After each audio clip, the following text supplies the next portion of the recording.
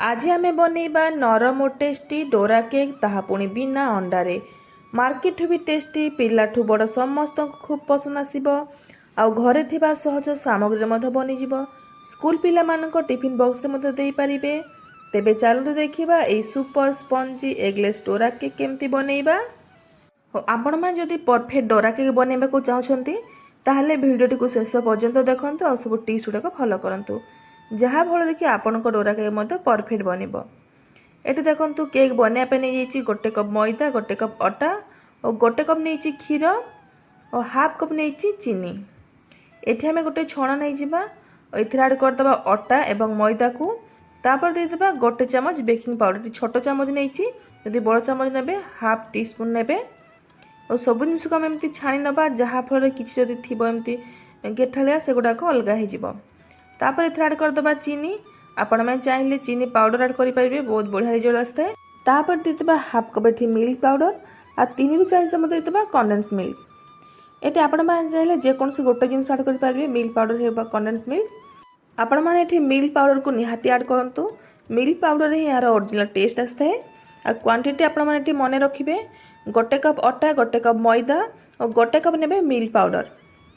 आपण मैंने चाहिए मैदा को स्किप करेंगे केवल अटारे ही बनई पारे बा सुजी आड करेंगे किंतु मैदा देवा द्वारा यार ओरिजिनल टेक्सचर बा ओरिजिनल टेस्ट आसता है मार्केट परिका।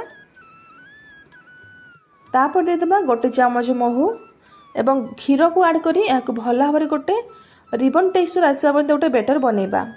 क्षीर को एकाथरक आड करें अल्प अल्प कर आड करेंगे अधिक आड करदे पतला हो अधिक पतला हो परफेक्ट डोरा बनबनी।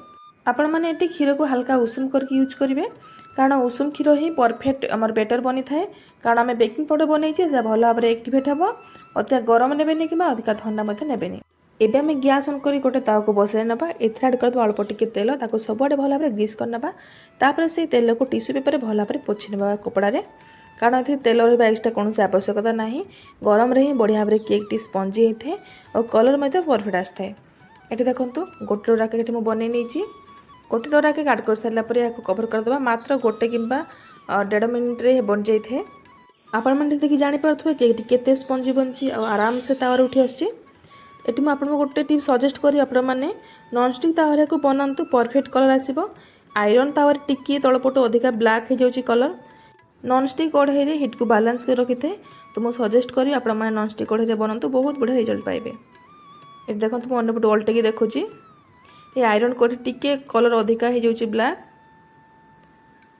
ये देखो सब डोरा केक बनिक रेडी हो गला। एबे गोटे प्लेट को नहीं जावा आपण मैंने चाहिए ये चॉकलेट सिरम को गार्निश करी बटर को गार्निश करी खाई पारिबे बहुत बढ़िया टेस्ट लगी थाए।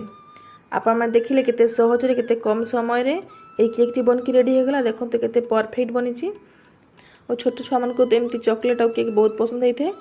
आपण मैंने बनईकी निश्चय दिंतु स्कूल टिफिन बॉक्स रे कि घरे ब्रेकफास्ट हिसाब से आपण मैंने जे पर्यंत घरे बन न खाई आपण मान विश्वास हेनी एत टेस्टी स्पंजी केक घरे भी बनई हुए।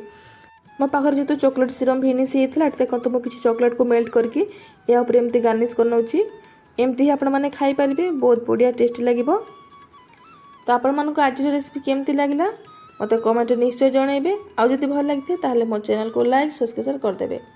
रही सांग मैंने देखा गोटे नुआ रेसिपी सहित नुआ वीडियो रे।